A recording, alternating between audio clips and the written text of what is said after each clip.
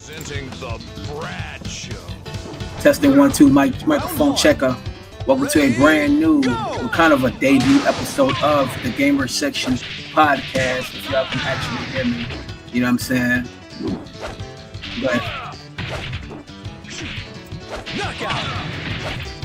all right, well, that's Kano, and of course, it's your boy, Sinister. Welcome to a new year and a new stream, and we're back.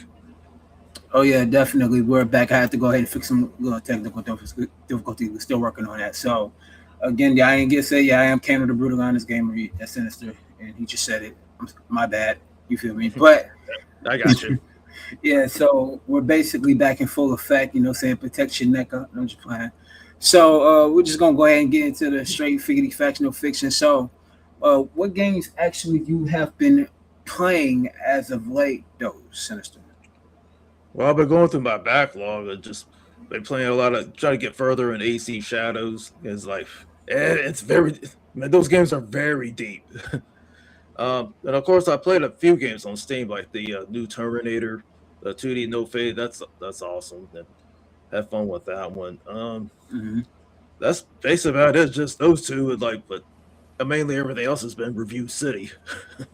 Well, what about you? Outside of the reviews, I'm just about wrapped up the AC Shadows DLC. I've been playing Alone in the Dark on the PS5. It actually is a pretty solid game. I don't understand why people was actually trashing the game. You know what I'm saying? And that's what really bugged me out about it though, because they was trashing the heck out of Alone in the Dark, but it's actually pretty solid, if I may add. Finishing up Astrobot, that's another game that I play every now and then, but. Man, I love that game. That was one of my favorites 2 years ago. Oh yeah. And on the Xbox side, I've been basically wrapping up Metal Gear Solid Delta. I'm close to the end of that game. And and Yakuza Zero Director's Cut. Even though I beat the remaster version already, so I'm basically on the Director's Cut. I'm just going through it again and also giving y'all a review, but other than that, that's really all I've been playing in NBA 2K26 to a degree, but it's pretty much all I've been playing like that. You know what I'm saying? So, yeah. Gamer section. We've been gaming. You feel me? Yeah, because the Terminator game, I played that on PC. I picked up a few others, because there's been a massive Steam sale, so I took advantage of some of those deals and stuff like that. So really cool. Oh yeah, them Steam sales actually have been having deals because Xbox they got their countdown sale, and then PlayStation they got their sale, and Nintendo I know they got a sale too going on, but Nintendo hardly has a sale like that though. But definitely, yeah, man. If anybody that's real gamers out there that's really heavy on the games, man, go check out them deals, man. I just wish they had a deal on Darksiders, the War Master Collection of Darksiders 1 and 2. Yeah. Man, I would definitely be rocking with that heavy if that was the case. But it is what it is. Yeah, because one of the advantages of the sales I saw yesterday was Dead Sales. It was that was real cheap, on Steam. It's get the base game and all the DLCs all in one bundle. That's heck yeah, man. Mm-hmm. That's anybody out there is definitely take advantage of those deals, all those sales and stuff. See your favorite game, pick it up, because after that, I mean, it's gonna be a long while before it be on sale again. Nah, facts. That's legitimately figgity facts, no fiction, man. But all in all, man, it feels good to be a gamer, and let's go ahead and dive into 2026 of gaming, man. So what's the most anticipated couple of games that you are looking to play this year? Well, of course, one of them is Resident Evil, Requiem. Yeah. After seeing more of the trailer, and of course now you see that Leon's a part of this game. I was and so you get two different play styles. You get the action, but the hardcore veteran with Leon. Then you got the old girl in there. It's you be doing all the stealth and everything. So it's always good. They get a balance of different perspectives. And of course, the other game I'm looking forward to is the new Minutia. Oh, yeah. It's been a long while since we've seen that game around, since 2006. Since Minutia 4 and the Dawn of Dreams. Oh yeah, that's figgity facts, no fiction. For me, like I said, I'm gonna pull a rabbit out the hat, man. And you said some AAA stuff, so I'm gonna go ahead and say about one indie game and one AAA game that I'm looking forward to actually playing this year. Indie wise, I'm definitely looking. Well, actually, I'm gonna do two indie games. Forget it. Like the one indie game I'm definitely looking forward to playing is Acts of Blood. It kind of like it's like a spiritual successor to Sleeping Dogs in a way, but not really. Oh, But okay. it has that action based like fighting mechanics like Sleeping Dogs with a little tad bit of a touch of Batman Arkham, like Arkham Asylum and Arkham City. It has that little touch to that sense. You feel me? Um, when it comes to like the other game that I'm looking forward to playing is Spine. If people don't know about Spine, they call it's not Kung Fu, it's Gun Fu. So it's that it has that I wouldn't say dead to rights feel to it, but it's actually pretty solid from the gameplay standpoint point from what I actually seen. I'm just looking forward to those two games definitely. You know what I'm talking about? And it's indie games, and that's why I always been saying to you, though, since to people that know me, that I've been saying indie games is going to be more superior to AAA games because they know how to take Facts. more creative risk at this point. And Exactly. this is why I truly want to talk about it, like the main subject before we get into the real topics of the day. It's like, what do you feel are becoming more superior in this day and age of a generation of gaming? AAA games or indie games? Well, to me, I have to go with the indie route because, I mean, with the AAA, man, they're taking like, they're being too safe, and a lot of times, like some of their major releases have been flops and or disappointments. Hmm. Now with the indie route, just like you said earlier, man, they can take more risks and like that's a better reward. I mean, look at the Game Awards last year with Expedition 33. I was like, Hmm. man, that was done by a small team. It's like a small team like had a major game, man. Like people were loving it. Hmm. So yeah, like I said, man, don't ever sleep on the indies, man, because like I said, they can think outside the box, and they're not under pressure as much. I agree. Like indie games, they really do. To me, they do take a lot more creative risk. And I feel like when it comes to AAA games nowadays, and don't get me wrong, there are some good AAA games. When it comes to the aspects of AAA games, they are basically more on the corporate side. So they really gotta kind of follow the rule and play by the rules. But when it comes to the indie games, they really take more creative risks. They take chances. Like if you look at Expedition 33, for example, it's a turn-based strategy game. Well, not really a strategy game, but it's a turn-based game. But they added kind of a action RPG sense to it where you can parry it yourself instead of it doing it automatically. You can manually parry and block the moves, and that's what I really loved about Expedition 33. You feel me? So if you look at Onimusha, right, and I'm looking forward to the new Onimusha game, but the problem that I have with Onimusha is that it looks more like a Dark Souls style game. And personally, for me though, I like Dark Souls style games, but I'm starting to become more fatigued behind it because we've been getting that time and time again this generation. You get what I'm saying?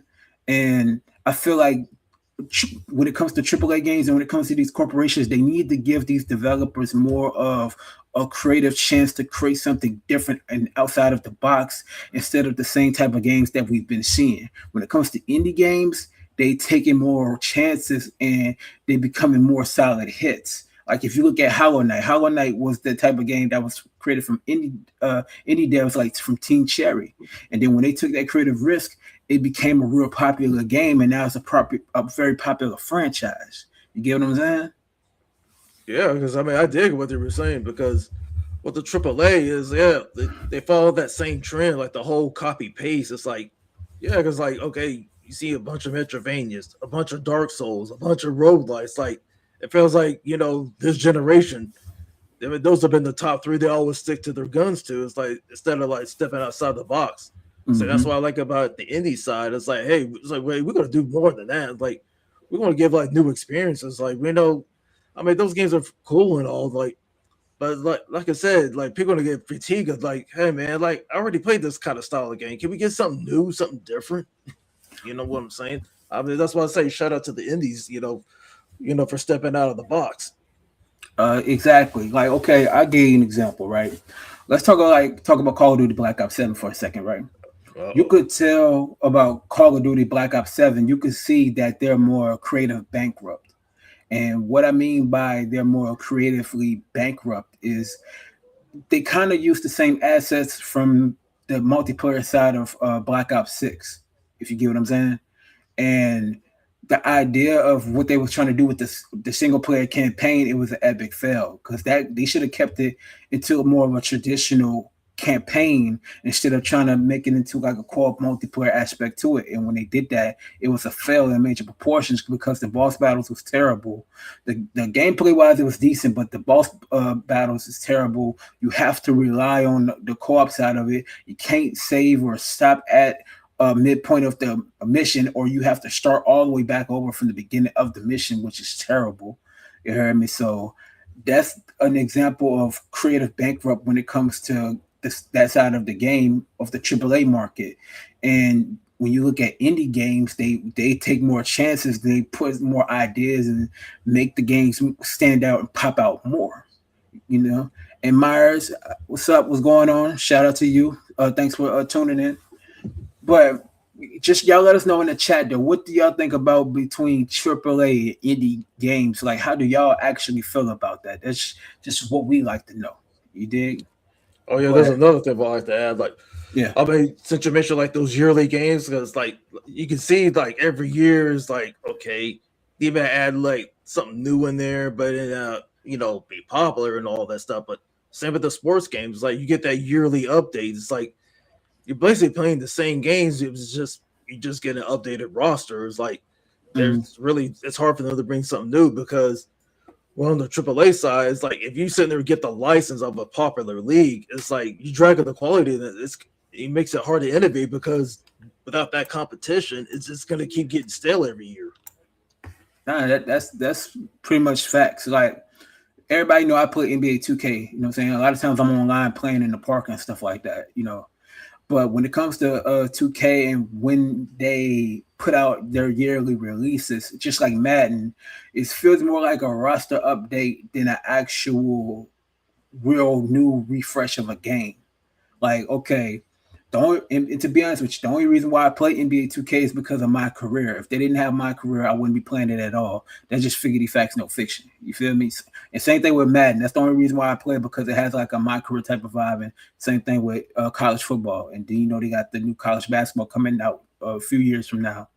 But games like Call of Duty, we see Battlefield, they're about to start doing yearly releases. Then you got Assassin's Creed, they're doing mostly yearly animated type of releases. I just feel like it will become creative. You'll see the creative fatigue within the developers, and you just got to give some chances of these games to breathe. Give it some time for people to actually miss the game, miss the franchise for a little bit before people can actually gravitate and wanting to get the game in the long run. Okay, like for example, right? Look at the gameplay we see on the screen, Virtual Fighter 5, right? Yep, RVO, you know, they Revo. working. Yeah, Revo. They coming out with the next version of it. They coming out with Virtual Fighter 6, and we haven't had a Virtual Fighter game in a minute. You feel me? And Exactly. yeah, and now people are anticipating that we might get it this year or next year. We don't know when the next Virtual Fighter game is coming out. You feel what I'm saying? And we're looking forward to it. And then you're looking at Sega with their reboot games like Jet Set Radio, and I'm a huge Jet Set Radio fan. They are working on a brand new Jet Set Radio game. You got um another crazy taxi game coming out, and shout out to the devs that supplied for the Taxi Chaos 2 codes, right? And on that, hold on. Amara said AAA games follow the trend most of the time because it is all about money at the end of the day, but most indie games are basically passion projects, and that's the truth. That's true. Facts. That is true. The, when it comes to indie games, they really are passionate about that. You feel me? They're passionate when it comes to their projects. The AAA games, they follow in trends. And that's why when you look back at the 360 PS3 days, the original Xbox, the Yeah. PS2, GameCube days, they took more AAA games and AAA developers, they took more risk and it was Right. more enjoyable with these games. These games nowadays, it feels more like a chore than an actual fun experience when it comes to the AAA side of games. You feel Yeah, me? because like on the AAA side, like I mean, what do you think? A lot of people from those like big name studios, like, what do you think? A lot of them left is just to do their own thing because I mean, they get burned out, like Mhm. because there's the politics that's behind the scenes. So let's be real, there's politics behind the scenes, just like everything else. Like, I mean, you don't get it as much on the indie side. It just, I mean, basically on the AAA side, it's all about the money, because like a lot of times they don't care. It's like, well, if you don't care about then, I mean, look at it this way: people don't think with their wallets and go elsewhere. Exactly. That is the truth, though. That is the truth. Honestly, though, it's a beauty and it's a joy that to have indie developers coming up with different concepts of different games. You know what I'm saying? And I'm just looking forward to like what other indie games are going to be coming out this year that's going to be worthwhile. Sea of Stars is an indie project. It's a passion project, and people love the heck out that game. So the next thing is like, what else is going to pop and stand out this year? Like I said, my game, I feel like my indie game of the year that I haven't played yet, I feel like that's going to be popping. Is going to be Spine, either Spine or Axe of Blood, or this other game called Barcore, right? Yep. This game Barcore is basically you're playing as a dog, but he's doing like parkour moves, sneaking and going against the grain, and that's the style of game that that would stand out and pop. You see like games like Stray, it was a unique experience and people gravitate to the game, and Barcore is going to be like that too, where it's going to really gravitate to a different range of gamers. You feel me? Like us as gamers, we want people think single player games was dead. Single player games is far from that. You get what I'm saying? Yep. So we just gonna go ahead and move on. So we talked about it enough. So send us to take it away, man. All right. Since it comes out this week, I just want to talk about CES, or so everybody knows like about the CES is like everybody in around the world they're coming to show like their new technology, their new projects. Mhm. I think it's held in Vegas every year. So now like, I mean, usually you see like, hey, brand new TVs, game consoles, things like that. But I'm gonna ask you, Kano, what are you looking forward to at CES this week? It's this week. Yep. Yeah, Okay. January 6th. Okay. I'm looking forward to like other like gaming laptops, gaming headsets. I want to see what other type of gaming controllers are actually coming out.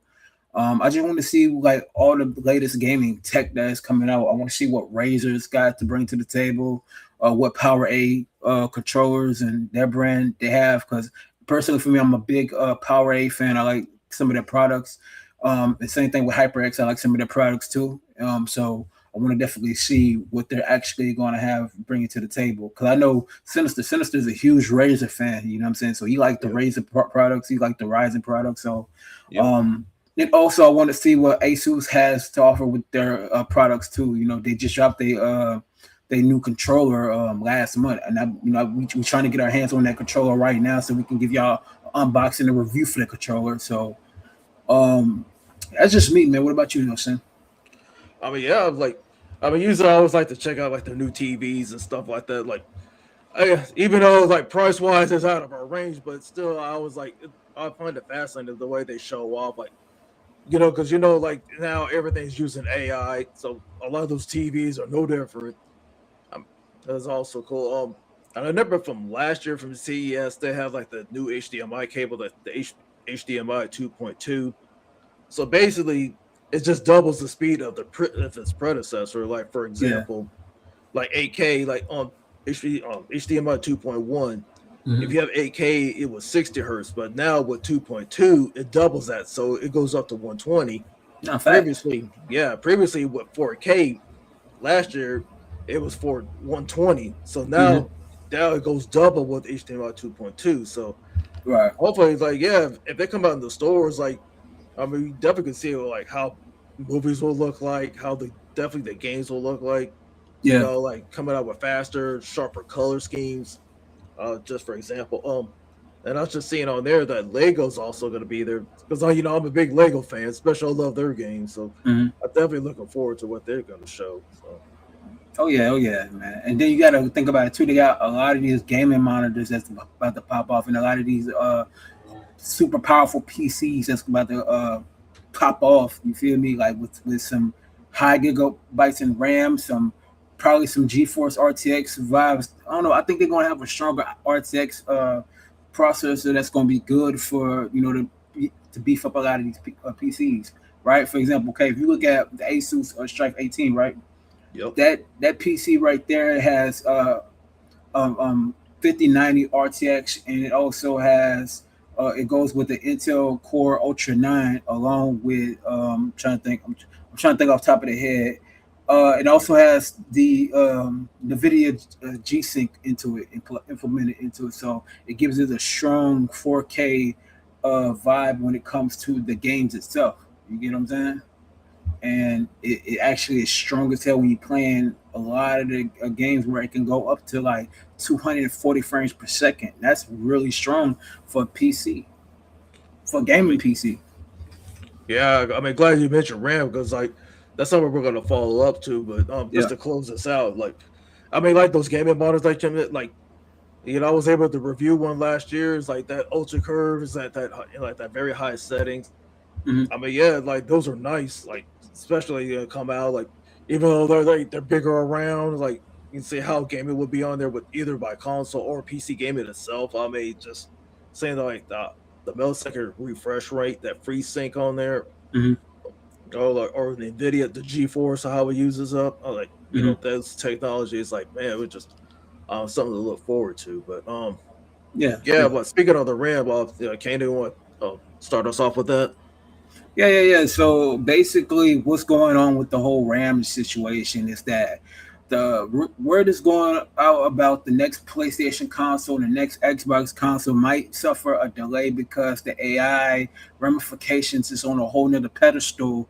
And in my honest opinion about this whole RAM thing, they saying this, they blaming AI, and in my opinion, I don't think that's the case. I really just think that we won't really see a technical leap when it comes to games as a whole right now, based off the fact that this is just figgity facts, no fiction, is that we don't need any new consoles right now.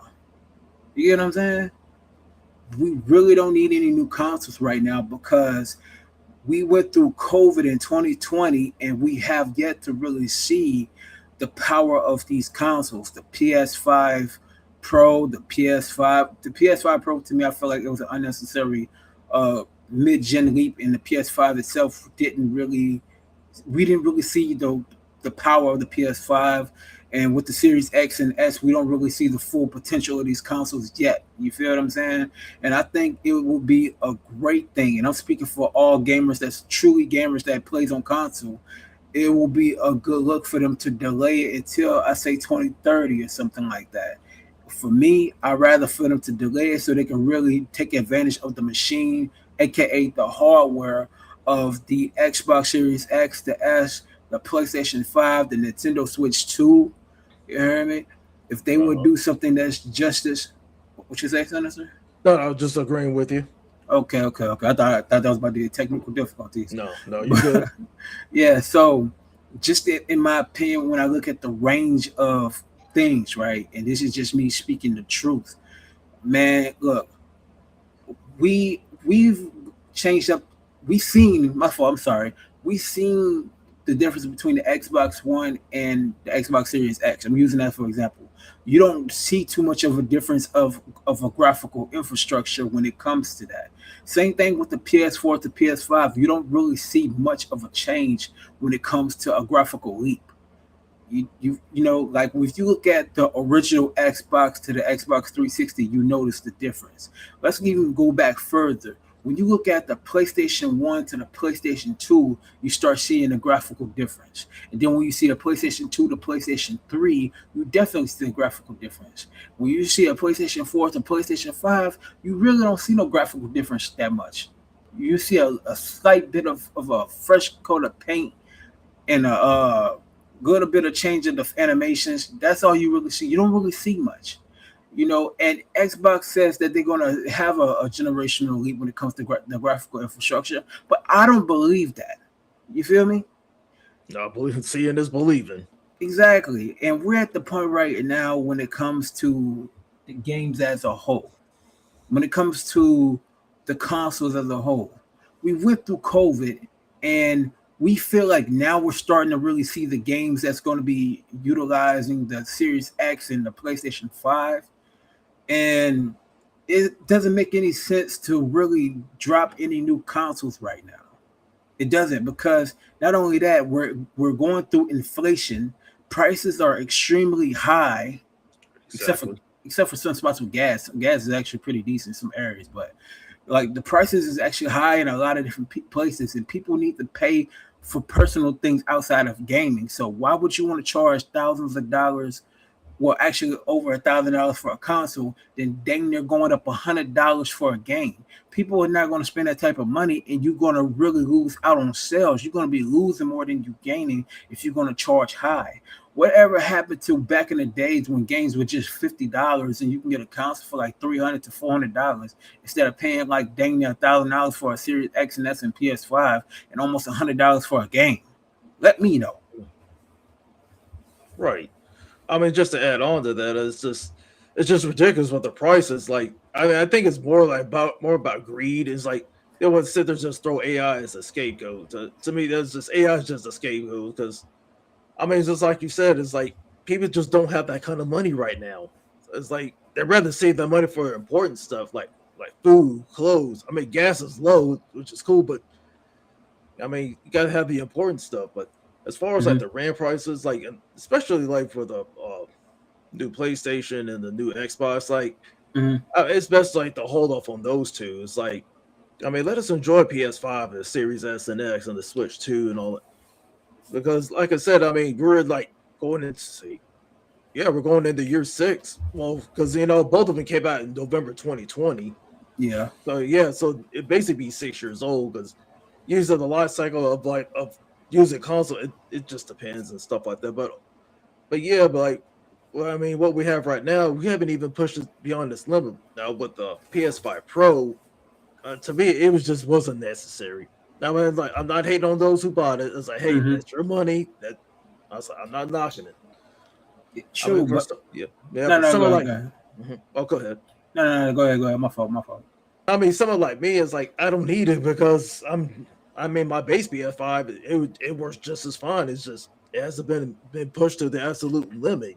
But as far as like these RAM prices, like I feel like it should go more into the PC side more than like instead of like the new consoles because I mean, yeah, you can push your PCs to the max, like building it up the way you want it or have it pre-built, but still, like, I mean, well, Nvidia, they've been called out about being greedy because, like, oh, like using AI and all that, but Yeah. again, you're using it as a scapegoat. But Mm-hmm. but overall, it's like, I mean, it's just bad enough right now, like the way the economy is. Like, I mean, how's anybody gonna afford this? Like, because I mean, like you said earlier, like games are going there $100. Like, I was gonna waste that kind of money. Nah, figure facts, no fiction. Yeah, and then of course, who else is out there? Like the platforms themselves, like the new like this new PlayStation, new Xbox. Like, oh, what do you do? They're gonna push them down to $1,000. It's like no. I mean, look at it this way. I mean, you got these portable handhelds that are around that same price. I Nah, mean, facts. you got a multiple PC in your hand. Nah. I mean, Kano, you have one. Like, I mean, the Mm-hmm. Legion Go 2 is like, Yeah, isn't that like $1,000 product? about 1,400. Yep. 1,400, and there's already some. They got more cons than pros on that product. Yeah. But shout out to A Myers. Hey, he said, "Bad. Think about the prices going up on consoles. Is you are pushing the next generation to play games or mobile games, and in will kill off console gaming down the line." I see what he's saying with that. Right. Yeah, and I'll just be real in that sense, right?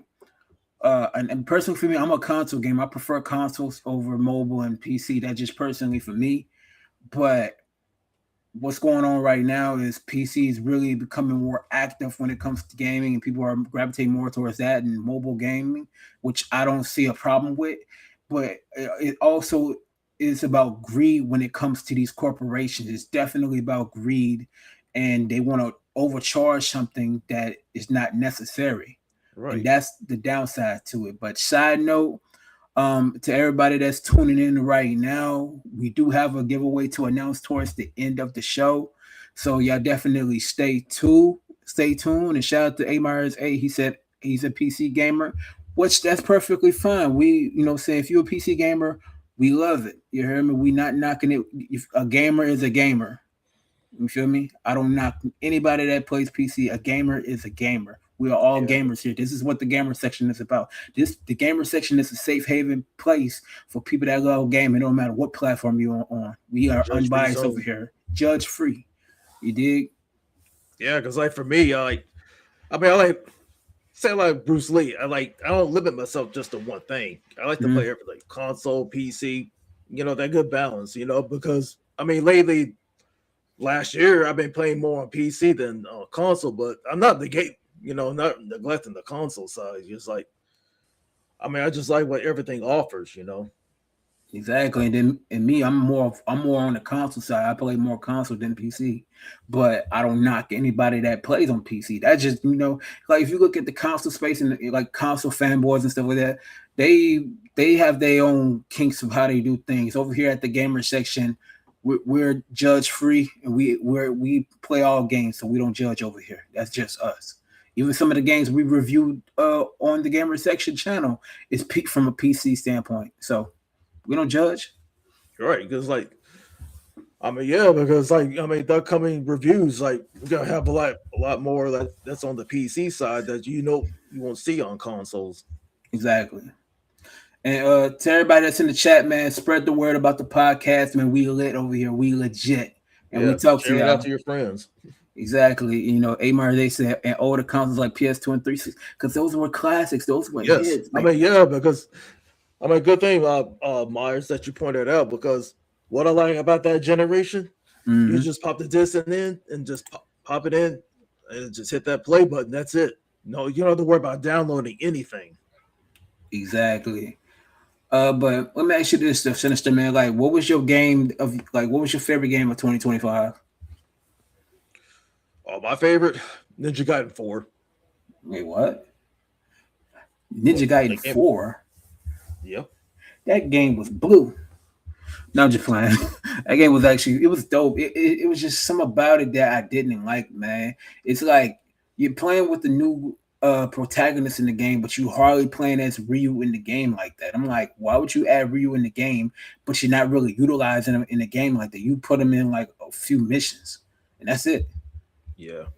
That's what I hated about Ninja Gaiden 4 in that space. It was a good solid game, but the storytelling to me, I felt like that was weak as hell. All right. Well, what was your game of 2025? Uh, that's a good question. Expedition 33. Yeah. Expedition 33. I have to say that and Silent Hill F. Oh yeah, definitely. Yeah, that was definitely one of my favorites too. Mm-hmm. Definitely. Oh But yeah, what? because last year I also enjoyed Shinobi, like Art of Vengeance, like Oh seeing yeah. Joe Masashi come back into action. Oh I yeah. know it's always funny, like going to customs, like I was like, oh. I was like, oh, Joe's gonna be a daddy. Oh yeah. Oh yeah. Oh yeah. All right. So what was your more disappointing game that you played last year?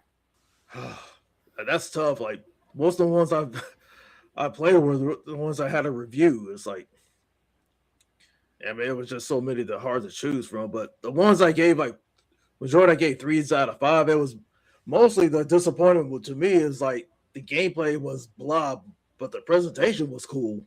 And I seen Right. some that was the reverse, but I don't know. That was like the ones I had to review is like some only a couple I probably gave out a 2 out of 5, but like I said, it was just the storyline. It was just lacking on some of it. It's just hard for you like to pick out straight up because that's so many that we reviewed so far.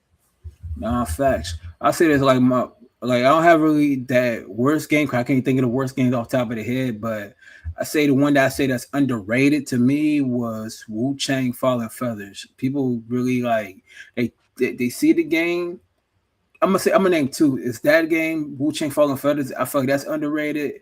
Mm-hmm. And I'm trying to think off the top of the head. Uh, Dang, I can't remember off the top of the head. Something by Blade. I have to look through the review section again because it was something by Blade that I definitely Yeah, I know you're talking about. yeah because I think I can't name it off the top of the head though, man. But let me look it up though. But continue on though, Sinister. I mean, yeah, as far as four is like, of course, I did a video like my favorite games of 2025. Like, I mean, Hmm. like I said, Ninja Gaiden 4 was my top one. I mentioned Shinobi Art of Vengeance. I mean that and Ninja Gaiden Ragebound. Like those, like my two, Hmm. like side scroll, like platformers. Like yeah, like those are cool. Even though they're apples and oranges. Like you have like Kenji, being the main protagonist on there because it kind of ties into the first Ninja Gaiden game on the NES because Hmm. like something like a prequel slash sequel. It's kind of cool that you get to use Rio's father at the beginning of the game, then before it switches to the present. Hmm. I mean, just the way it platforms, just like with him and Komori, is like two different play styles. Like with Art Adventure with Joe's, like he has like all these new moves and stuff like that, and the art style, is done by the same people who done Streets of Rage 4, so which is really cool. No, no, facts, facts. All right, I could tell you the worst game that I could say that was personally my worst game of 2025, bro. And I'm gonna keep it all the way being a bean. I ain't gonna sugarcoat it. The worst game that I actually played in 2025 was Blood of Mara. You feel me? Hmm. And the reason why I say that is I felt like honestly that game was not even the least bit close to being finished. You feel what I'm saying? That game was not even like close to being done. That game needed at least another year or two of polish. And I'm not lying. It needed some polish to the highest capacity. And when I'm saying to you, bro, the sword mechanics was terrible. The Right. storyline was off out of place. There was one boss battle when I was going up them stairs, right? And I was looking Yeah. around the scenery, bro. I'm like, how in the heck the buildings is floating and is like nothing there? And that gave me like to this day, this game needs like a overall patch. Like it needs a major patch to the highest capacity. What that it needs to be redone. It needs to be retooled to the major capacity of the game because the game ain't really hitting on nothing. You get what I'm saying? Oh, there's another game that was really disappointing. That was Fast and Furious Arcade Edition. Yeah, yeah. I was just nothing but a Cruise and Blast skin slapped on top of the franchise with Fast and the Furious. Like really, Hmm. because I played the arcade games. Like times I go like to Malibu Jacks or Gaddy Town. Like Hmm. I could enjoy the real arcade games, but playing it at home that was a major disappointment. No, facts. Now, a game that I could actually say that's underrated, that really needed more attention, that really didn't get that attention, is the first Berserker Kaizen. Uh huh. That game didn't get that much attention. Like it got attention, but it didn't get that much attention. And another game that I felt like that's underrated that needed more attention to me was Tainted Grail Fall of Avalon. That game needed more attention. You're right. Another disappointment, of course, I reviewed it was NASCAR 25 because being a big racing guy, like whilst I was playing it, it's like the mechanics on the gameplay was just a major disappointment. It was just rubber band city because Mhm. I mean I have to say shout out to my boy Lord Rakim because we discussed like racing games like we always hate the ones that have that rubber banding on there. Like Yeah. I was like, you could be so far ahead, but yet your opponent be right behind you in a millisecond. I was like, wait a minute, I just let you in the dust in the bag, and you're already behind me already. So let me ask you this though: like, what was your game that you felt like that was like a hidden gem that deserved more credit than what it was? Oh, Neon Inferno. Oh yeah, facts. That is an underrated gem. And Yeah, but because no, go ahead, go ahead, go ahead. I'm explaining it real quick. So anybody out there who enjoy running guns like the Metal Slugs or Contra or even Wild Arms, I mean, Wild Guns back then, it's like, man, you get like a game that has like all three mechanics all in one. Hmm. I mean, like I said, like big shout out to Retro for like thinking of games like that. So that's all I wanted to throw that out there. No, I definitely feel that for sure, for sure. Okay, so the question of the day that I have to ask you, Sinister, though, man. All right. Like, the question I want to ask to you, right? Are you looking forward to Grand Theft Auto 6 this year? I'm not believing the hype because you know about me. Like, I'm like Flavor Flav. I don't believe the hype. I'm keeping my expectations at zero. Nah, I feel that. I definitely feel that. And shout out to everybody in the chat, man. Like I said, spread the word. You feel me? And like I said, stay tuned towards the end of the podcast. We do have a giveaway to announce. And if you still tapped in, we do have one more code for Taxi Chaos 2. All you have to do is just spread the word, and yeah, we'll see if I'm about trying to announce a winner either this week or next week if we can get somebody that's on the console side. So we'll see. So, anywho, though, since to take it away, next topic. All right, we're gonna talk about GOG. And like, GOG was owned by CD Projekt Red, but so now GOG is being parted off. Like one of its co-founders is now owns GOG by itself. Right. Uh, forgive me for mispronouncing his name. It's like I think it's Michael Kaczynski. Mm-hmm. So anybody out there knows that GOG is like they're all about DRM free games. And what I really love about them is like if you buy like their games, you keep it. You're not under a license. It's like it's yours forever. You know. Right.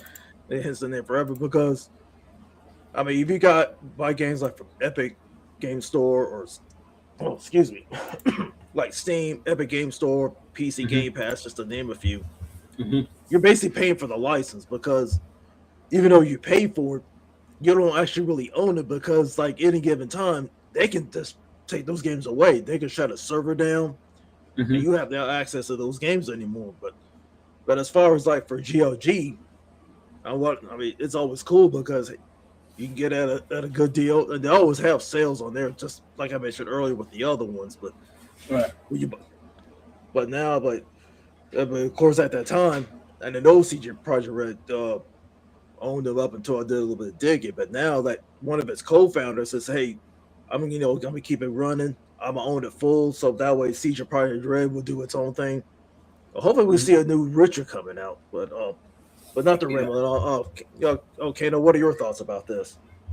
I really don't have too much thoughts of GOG. Like I know about them, but I really don't know. Like as far as if I put it into comparison, I look at them like I look at Epic Game Store and I look at Steam.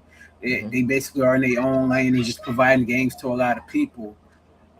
That's just really my intake on it. And on a side note, there's rumors going around of the Witcher 3 DLC. In my mind, I'm like, they should just go ahead and forget the DLC and just go ahead and go straight to the next Witcher game. And we covered that on the Gamer Section website, thegamersection.blogspot.com. So if you haven't checked that out, go check it out.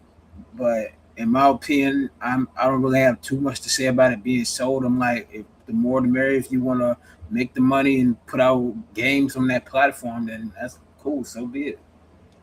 All right. You know what I'm saying? So, but let me ask you this though, Sinister though, you know what I'm saying? How do you feel about the whole EA shareholders, with the whole $55 billion acquisition? Yeah. I mean, like EA, it's like one of those companies that you would love to hate. They have that love-hate relationship, but as far as like the whole shareholders, it's like it really doesn't concern me as much. Like, even though like EA, like I played some of their games like the Need for Speeds, FIFAs, just to name a few. But I mean, yeah, because you got to think about it, these are the people who run Madden, the Madden franchise, like run how the way's been running, here and there to the ground. But as far as like being acquired, it's like I don't know. I mean, like so far, like I see how it goes. Like if they ever take full control of it, but. I don't know, but I don't have much to say about that. But what about you? There's a lot of pros and cons about how I feel about EA. I feel like EA is a shell of its former self to a degree because like majority of the games has been centered around either Battlefield, Star Wars, or Madden or college football. And well, I'm gonna just say this: it's really catered around towards sports and Star Wars, right? And you hardly see any shooters like that outside of Battlefield. in my opinion, right? So what I want to see out of EA is a more differentiate of games outside of what we've been getting. Like Right. people miss the EA Sports big. I talk about it all the time. That's like nostalgia. Just if I could put that comparison on the levels of like G4 TV, growing up as a kid watching it, coming home from school and watching. Uh, well, at the time it was on Tech TV extended play, but Yep. then X Play. You feel what I'm saying? So I could put that in that comparison of nostalgia. But it seems like when it comes to EA, they've gotten more money hungry to the point where you don't see. And that's why I was saying earlier. I feel like EA is more creative bankrupt, and we don't see the games that we once seen from back in the days, from the Super Nintendo, the Sega Genesis, the Sega Saturn, the Nintendo 64, PlayStation 1, 2, Xbox, GameCube. You've seen a whole bunch of different games from back in the day from EA. You just don't really see that no more. And like what Amar said, I want Titanfall 3 out of EA and I Can Dream, which everybody in a mom want a new Titanfall 3 game. Right. And Respawn, they're focused heavy, I'll say heavily, but heavy on Apex Legends, and I feel like you don't really hear people talking about Apex Legends like they once did. Like the free to play, pay to win module is kind of like on the phasing out stage. You get what I'm saying? And There's one thing about no, go because you ahead. know about Vince Zampanella, like because he helped co-found Respawn. Because of course, last year he passed away Oh in a yeah, rest car in accident. peace. Yeah, rest Hmm. in peace. Yep. And yeah, I agree. Rest in peace to him. I just feel like when it comes to EA is really just a shell of his former self. Like I miss the old EA. Like EA came out with a variety of games. You seen them coming out with, when it comes to the sports side. You see them come out with NBA Live, Right. baseball. You heard me? I think it was MVP. NASCAR and hockey. NASCAR, hockey. Like they still come out with hockey and soccer and all that stuff. Like hockey, soccer. You don't see them with basketball no more. They should continue that. They should have been continued with the basketball because 2K needs a competitor at this point. Right. Um, And yeah. And of course, mhm, you used to have the NASCAR license, but now they're on their own. exactly. And then now they have FIFA. Now it's just FC Yep. Football Club. But it's just like, and then my favorite game that one of my favorite games that EA came out with was the Saboteur. You know what I'm saying? Yep. Back on the 360 PS3 days. And that game used to be phenomenal where it's like open world. And it could have gave Grand Theft Auto and an open world game from Ubisoft a run for its money because it was different. It was a different type of game. It was a different type of specimen of a game where you'd be like, wow, man, I wish they would come out with a sequel. You had Titanfall, you hear me? Just to name a few of them games. And you don't see that. You know what I'm saying? And that's why I have to say that when it comes to EA and with the acquisition for that money, you could tell that when it comes to their future games, them future games is going to Be in be, limbo. yeah, it's going to definitely be in limbo. You never know what's going to happen because right now, not just EA, but Ubisoft, they more in a limbo as well when it comes to their games and stuff like that too. Because you don't really see of a variety of games out of Ubisoft as well as EA. Like if you look at Ubisoft, you hear about rumors about a new Rayman game, but you don't really see that coming to fruition. Then you seeing Beyond Good and Evil 2 been in development hell for years and we still don't know anything about it. They still hiring people, but we might not even see that until probably the next generation. We don't even know what's gonna happen from five to 10 years from now. Oh yeah, there's another thing like about EA. Because everybody likes to get on Xbox about like shut down all these studios left and right, but the EA they wrote the playbook on shutting down studios. Like Yeah.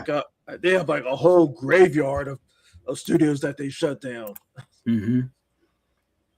I definitely agree, man, and it's an unfortunate situation, bro. It's tremendously unfortunate at this point of what's going on with EA. Like the acquisition is cool, but we want games. We want a variety of games. We want the fun factor back within EA because EA used to have that it factor when it comes to their games in the past, but the games nowadays is just like Copy you and play paste. for copy paste. You play it for a moment, then you don't want to play it anymore. And then when they come out, it be like messed up and kind of broken to a degree. Like if you look at Madden, for example, right? Madden 2024, if I'm not mistaken, Uh-huh. that game was a buggy mess, especially playing online. it's a lot, bro. It's a lot. That's all I Yeah. really got to say. Oh yeah, just to close this up, like when it comes to action acquisitions, like there's like pros and cons of like, yeah, it's cool, like you may absorb into a bigger library, but on the negative side, like it's gonna cost a lot of people jobs. It's like the acquisitions, they're gonna be phasing certain departments out. That means people will lose their jobs, Mm-hmm. things like that. So, as like I said, you got to think about the pros and the cons about things like this. But that's pretty much all I have to say about it. I think we're popping down to our last topic.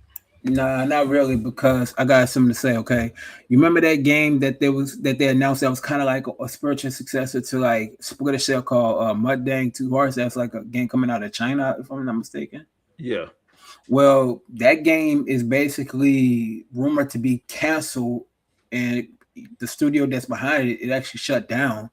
And if y'all look on the website, y'all can read it for yourselves on the gamersection.blogspot.com, which is about to be this gamersection.com soon. But what I'm telling y'all is that game, I seen the writing on the wall with that game. I seen that game right there was done for. It was finito. It was finished. It's pretty much over at this point. Pretty much stuck a fork in it. It's like, I mean, it's unfortunate. We've seen things like this. Like, you probably get a tech demo of this game. It's like, wow, it's like this looks interesting. Like, and like the whole behind the scenes, like, okay, this being funded. You may think, like, okay, what's the progress like? But then, an unfortunate thing happens. Like behind the scenes, like, hey, things are not going the way they're going to, and then next thing you know, who cancel city, and then the bigger thing is like the studio shuts down and people lose their jobs, so now they have to go probably elsewhere. Yeah, and I ain't gonna lie though, when I seen the gameplay, I was kind of excited about it, but I was kind of had some skepticism about the game. It felt like to me like you could definitely see there was going to be some mishaps with it, and I don't really see it going that far. I could be wrong. If it does come out, I definitely want to play it day one, because these are just rumors. We don't have the actual factual, nothing rational about the game as of right now. But from my standpoint on it is that it looked like it might be quietly canceled, and we might not even get a glimpse of even trying to play the game. It was supposed to come out like early this year, like sometime between, I say, about March and May. You dig? So all I can say is it's real iffy about that one. You feel me? Right. But that's not the only thing I have to say. But what do you actually have to say about that, Sinister? I mean, like I said, it's unfortunate, that the studio shut down, and like, I mean, we really want to see it, keep it going, like hoping more gameplay, like what it's more about, but the sad reality is like it's canceled. No, I feel that, but there's another topic I do want to talk about briefly. I want to touch up on Microsoft for a minute, right? All right. So I'm gonna speak my piece. I know Sinister still have something to say about it. So everybody know that the gamer section, as far as the podcast side of it, we've been going for like over a year. You dig what I'm saying? Right. So when it comes to the Xbox, and I never said this, I was gonna make a video about it on my personal gaming channel, but I'm gonna go ahead and talk about it on the podcast, my personal view on Xbox, right? Everybody know I like Xbox a little bit more than PlayStation, but I don't discriminate. I play games on PlayStation too. But Xbox as a whole, as a gaming brand, has really lost its identity of what made them good on the 360 era. And it's not really Xbox per se, it's really Microsoft that's really messing up Xbox. It's what I like to call self-sabotaging. And they don't have a clear identity of what gamers want, because they're really trying to be money hungry. For one, they lost their identity of exclusivity when it comes to their games, because that's what makes people gravitate to their console when it comes to their exclusive stuff. What I remember talking to you, Sinister, some months back about this, matter of fact, and I was saying to you about what Microsoft should do. They should let Bethesda games and the Activision Blizzard King games be multi-platform, but Xbox Game Studios should be just exclusive with their titles. You feel what I'm saying?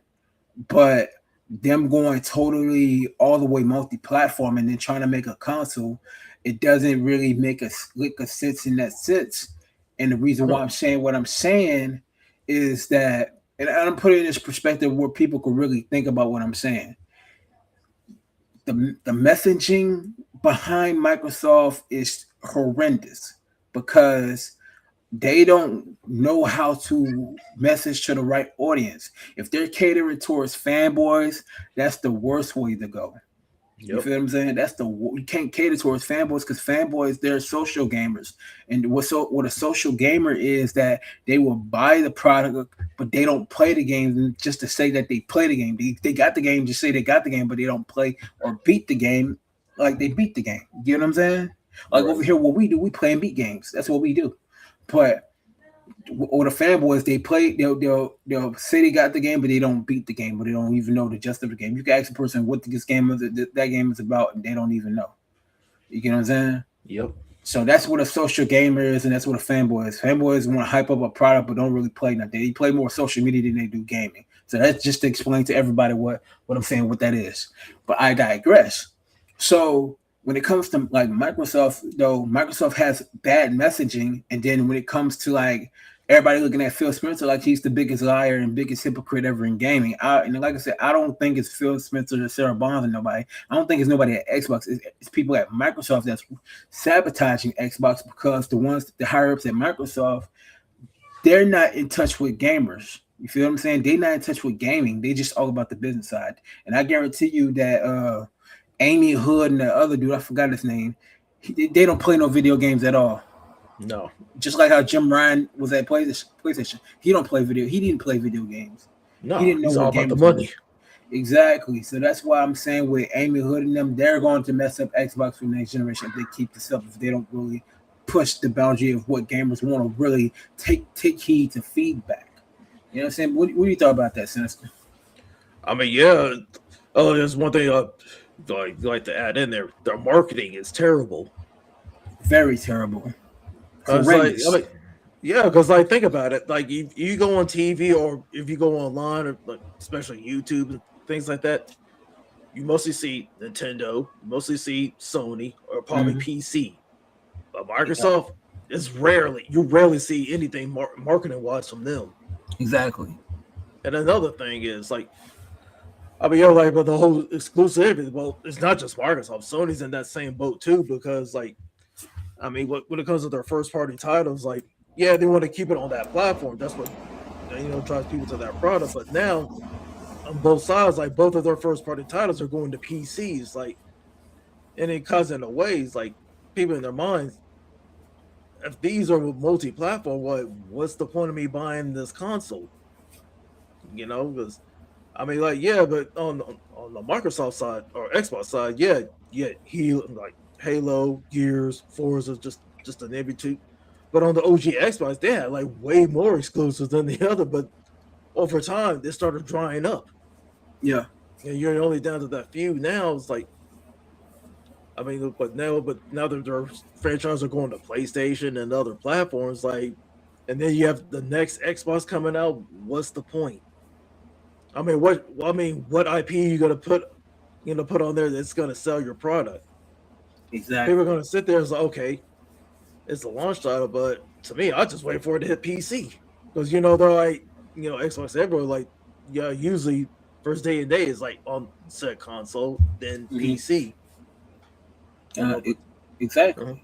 And they really have horrendous messaging. They got horrendous messaging when it comes to the consumers and the gaming community that loves Xbox. And I tell y'all, I'm more of an Xbox guy than a PlayStation guy, but I like PlayStation as well. I'm not going to say I hate PlayStation. I like PlayStation too. I like their games too. You know what I'm saying? I say like this.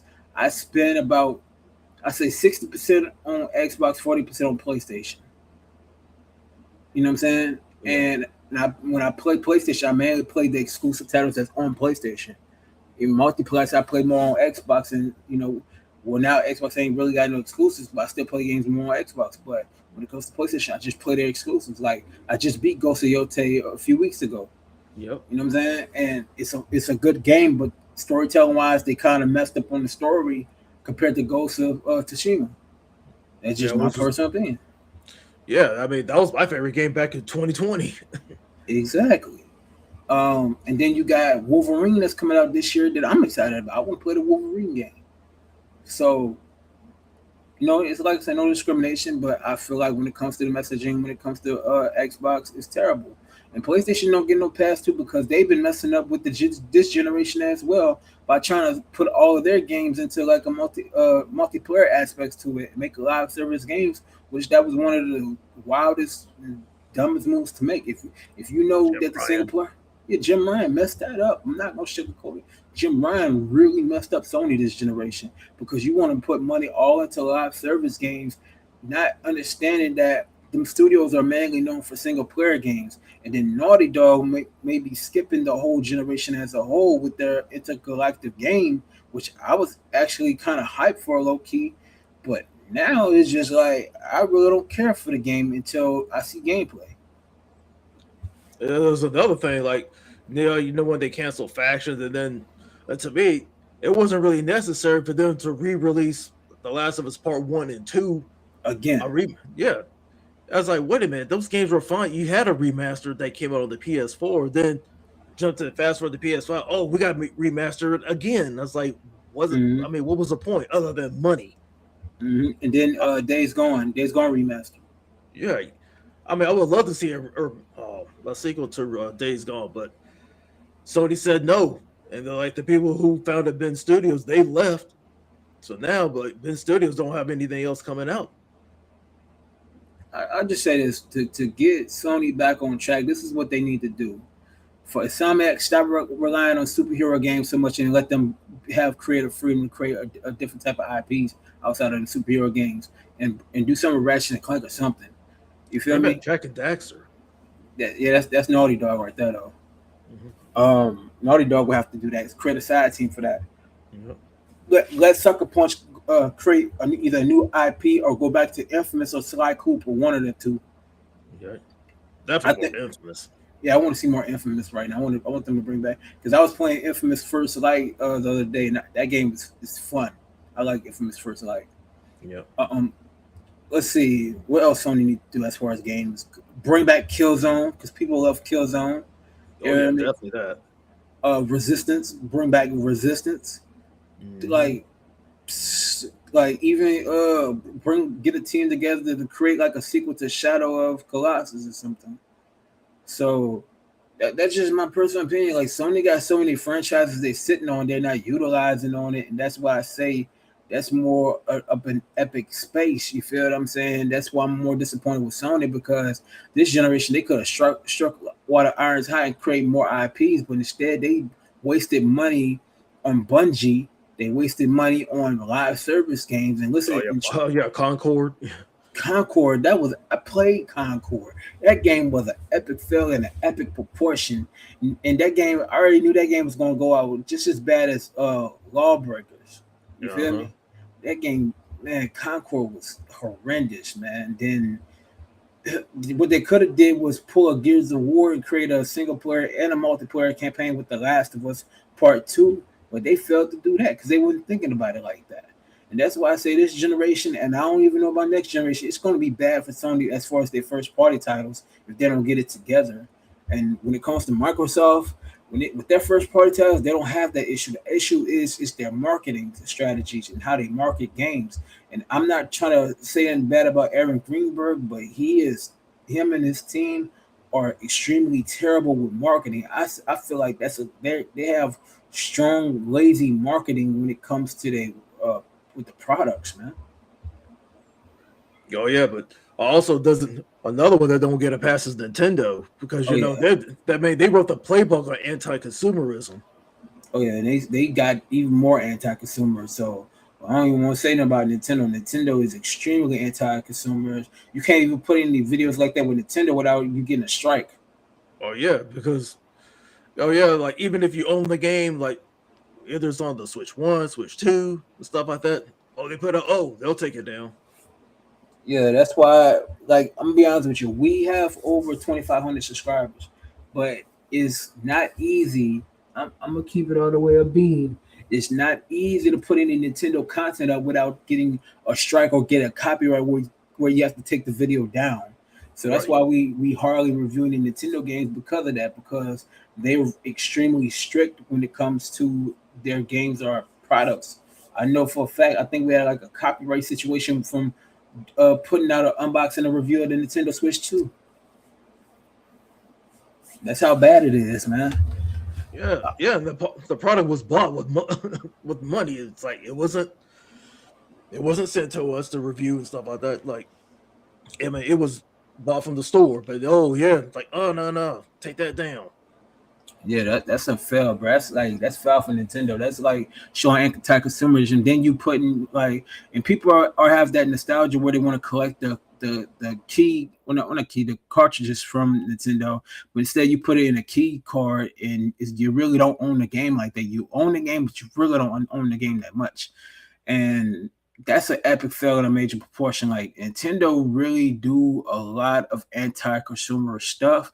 I know Doug Bowser left, and I forgot the woman, and she took it over Nintendo. Yeah, I know what you're And talking about. yeah, I forgot her name, but I think she might do something good with Nintendo. I don't know. We'll see how it unfolds. But Nintendo Switch 2, I don't have the console personally. I know Sinister, I know you do, but Right, I don't see that major value right now for the Switch 2 right now. I don't really see a major value for it right now.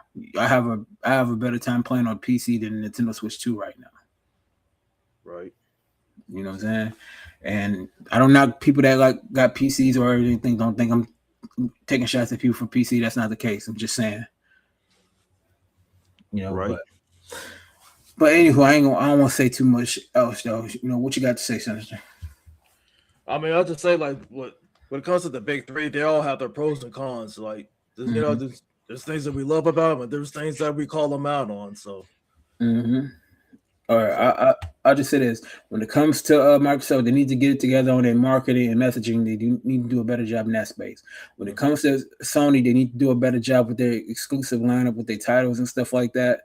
Even though they're slowly integrating and going to more of a multi-platform approach like Microsoft, because they're making a lot of money in that space. And right, when it comes to Nintendo, they need to have more leniency when they're talking about entire consumer stuff, because they're strongly entire consumer stuff. And I feel like people don't call Nintendo out on that type of stuff. And when it comes to PC, you don't really hear nothing about PC, so I'll let that one go. right. You know what I'm saying? But let's go ahead and, if you got nothing else, let's go into the final topic of the show. All right. What is it? I have no idea, man. Like I said, I have no topics and stuff like that in my head. No, I'm just playing. All right, so the last topic, well, actually, we got two more topics. The second to last topic is about Rainbow Six Siege, aka Ubisoft 2. Basically, what's going on with them is that they've been hacked into, and a lot of information had basically leaked, and that's not surprising because a person basically leaked a lot of stuff of Rainbow Six Siege X and gave a lot of people free cosmic stuff. Right, In my opinion, the hacking has gotten stronger and it's getting stronger by the days, and a lot of stuff is not going to stop being hacked. So, what are your thoughts about it, Sinister? I mean, yeah, because I mean, nothing is. I mean, you think it's hack free and stuff like that? No, it's like, especially with Sony, man, they're notorious for getting hacked. Yeah. But the Ubisoft is no different. But it's like, man, it's like y'all don't have like better security measures just to combat this. But Mm-mm. I mean, I heard like from reading about Ubisoft, like the players who got all that free money. It's like, look, you're not gonna be penalized. We're not gonna ban you. It's more on their side. Like, hey, you gotta have better security, with their servers and things like that. But I mean, that's pretty much all I have to say on that end. Yeah, I feel like when it comes to like Ubisoft, with these massive amounts of leaks, I honestly think that's just kind of like a real kind of bad way of going about it. And when it comes to Ubisoft, they're going to be in a situation where they're going to lose a lot. And it goes to show when it comes to games like Beyond Good and Evil 2, Hmm. we might not see it for a hot little minute, though. I'm not going to sugarcoat it. It's going to be a little minute before Beyond Good and Evil 2 drops. And a lot of games information actually leaked to a lot of source codes, or just a lot of different things got leaked. And then when it comes to another thing I want to say too, when it comes to PlayStation 5 now, there has been a little situation with a jailbreak thing where people can get their accounts get hacked in it too as well. You know, the information took and everything. I don't even know what to say about it. All I can say is it's like Lizard Squad all over again when it comes to PlayStation with the hacking. Exactly. Like, oh, go back to 2011 when everything got leaked. Yeah. Yeah, man. That's wild, bro. I'm not gonna sit there and sugarcoat it. That is one of the most wildest things that I've seen in a long time, man. But you know, I want to say this. Kind of, we're about to get out of here in a little bit. But honestly, for me, I'm excited about podcasting again, man. It's been like outside of the whole video game awards, it was been like almost pretty much a whole year and some change that we did a podcast. I'm I'm very grateful. I'm very humble. I'm very happy to start podcasting again. I know y'all ain't seen my face. We're not on screen. We'll be on screen this summer. We're gonna be on screen and we're gonna be doing all that over the summer. Definitely excited. I'm happy to start podcasting again. I don't know about Sinister. Yeah. I'm cool with streaming again. Not streaming, but doing podcasts again. Exactly. And for me, I'm definitely grateful. I'm humble. I am happy that we're actually podcasting again, man. It's like people don't understand, man. Doing podcasts, man, it's like a stress reliever. It feels good to talk about games, game tech, all the other stuff, man. It feels very good. And I'm personally glad to start podcasting again. We're going to try to do this every Sunday at about 4 p.m. Eastern time. So every Sunday, so I'm excited. But we're gonna go ahead and get into this giveaway talk right now. All right. To everybody that's listening in. So we basically are running it back, to the people that love the Car X game. You know what I'm saying? If people ain't familiar about the Car X game, go check out the review that we've done on the channel. The Car X game, it kind of has that Need for Speed aspects to it where you can design a car, but you really gotta tune the car and make it to your liking the way you want to drive the car, any car that you get. So what we're going to be doing is we're going to be giving away some codes on the PlayStation side and Xbox side for Car X. They just dropped a new DLC patch where you can play as a police officer, kind of like on Need for Speed Rivals and stuff like that. You can play as either police or play as a civilian that's really fast with the car. So they really just dropped that. So we're going to be giving away 2 Xbox codes and 2 PlayStation codes, because you got the global code and you got the European code for PlayStation. You got global for 2 global Xbox codes. So basically all you have to do to enter is, I always preach this, is just subscribe to the channel. That means that you're supporting what we're doing. You're supporting our cause.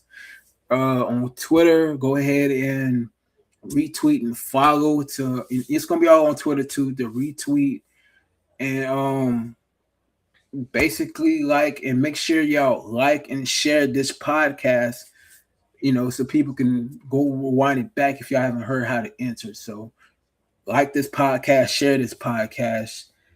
You feel me? And another thing is, if y'all want to be a part of the Gamer Section podcast, if y'all want to speak and come on the panel with us, all you got to do is DM us on X, aka Twitter, or comment below, and we'll have a meeting and stuff, put that together and stuff. But if y'all want to be a part of the Gamer Section podcast, let us know. We don't mind having people on here as guests or whatever. Whoop-de-woo. But yeah, if y'all want to really enter in the Car X giveaway, all you gotta do is subscribe to the channel. We're on the road to 3,000 subscribers, and retweet and follow on the X, aka Twitter, and just comment your favorite racing game and tag a friend or whatever. Woo-de-woo. And we'll go from there. The winner will be announced this Friday at about 2 p.m. Eastern time, and the latest or the last to enter is on Friday at 10 a.m. Eastern time. You feel what I'm saying? So, with that being said, thank y'all again for tuning into the Gamer Section podcast. We do this for the gamers, by the gamers. Again, I am Kano, the brutally honest gamer. Y'all can follow me on all my social medias at Real KO Kano, except for Twitter, because I'm about to switch it back to Real KO Kano. Right now it's KO. I mean, it's Kano the Don. KO Kano the Don. So yeah, it's gonna be Real KO Kano soon. Y'all can follow. You can hit me up on Xbox at KO Kano 2733, on PlayStation at Real KO Kano. Nintendo Switch, I'm not giving up my social security on that one, so I have to figure that one out. So All right. that's all I gotta say about that. And all right, y'all, this is your boy Sinister. You can follow me on my socials. Like on IG is Sinister1019. On X it's Country19. Yeah, on Xbox it's Sinister Tar Heel, all caps with a Y. Body 92 on PlayStation, and my Switch code. Well, the Switch, you have to look at that up myself. But now on Steam it's Sinister Tar Heel, spelled normally. Mm-hmm. So with that being said, we'll be back next week. Hopefully we'll have some crazier topics so we can get into some deeper discussions. And like I said, this is our first official podcast back. So y'all bear with us, man. We're trying to get adjusted to everything, and we are not on StreamYard anymore. We're on OBS. StreamYard, the great gaming content that we gotta have, you know what I'm saying? And yeah, and shout out to 8 Myers 8. He said, I love that game so much on PC, you know. Salute, you hear me? And we're gonna leave it on that note, man. Y'all take it easy, be breezy. See y'all next week. All right. Peace out, y'all.